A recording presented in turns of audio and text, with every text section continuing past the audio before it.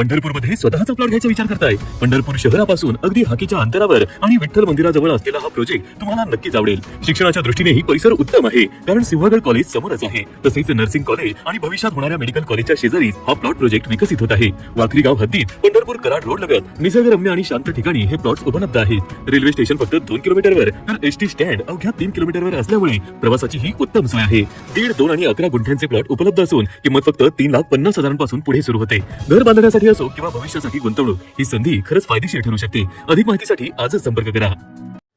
आखाती देशांमध्ये सुरू असलेल्या युद्धाचा परिणाम भारतामध्ये होत आहे। या युद्धामुळे भारतामध्ये गॅस सिलेंडरचा तुटवडा जाणवत असून गॅस सिलेंडरचा पुरवठा विस्कळीत झाल्यामुळे भारतातील नागरिक सध्या चिंतेत आहेत।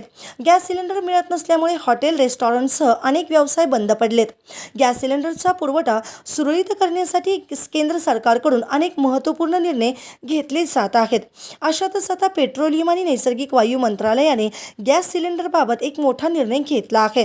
आता एलपीजी गॅस सिलेंडरसाठी ई-केवायसीची झंझट संपली आहे। पेट्रोलियम आणि नैसर्गिक वायू मंत्रालयाने सांगितले की ज्या एलपीजी ग्राहकांनी आतापर्यंत ई-केवायसी केली नाही, फक्त त्यांच्यासाठीच ई-केवायसी करणं आवश्यक आहे। हा नियम सर्व एलपीजी ग्राहकांसाठी लागू करण्यात आलेला नाहीये। सोशल मीडियावर या संदर्भात व्हायरल होणाऱ्या पोस्टमध्ये सर्व एलपीजी ग्राहकांनी ई-केवायसीची प्रक्रिया पूर्ण करणे बंधनकारक असल्याचे म्हटले आहे। या व्हायरल होणाऱ्या पोस्टमुळे एलपीजी ग्राहकांमध्ये ई-केवायसी बाबत संभ्रम निर्माण झाला आहे। ई-केवायसी करणे हा काही नवीन नियम नाही। या पोस्टचा उद्देश जास्तीत जास्त ग्राहकांनी आपली ई-केवायसी पूर्ण करणे हा आहे। मंत्रालयाने स्पष्टपणे सांगितले आहे की ई-केवायसी फक्त त्याच ग्राहकांसाठी गरजेची आहे ज्यांनी आतापर्यंत ही प्रक्रिया पूर्ण केलेली नाही। ज्या ग्राहकांनी अगोदरच ई-केवायसी केली आहे त्यांना पुन्हा ई-केवायसी करण्याची गरज नाही। प्रधानमंत्री उज्ज्वला योजनेच्या लाभार्थ्यापुरती ही मर्यादित आहे।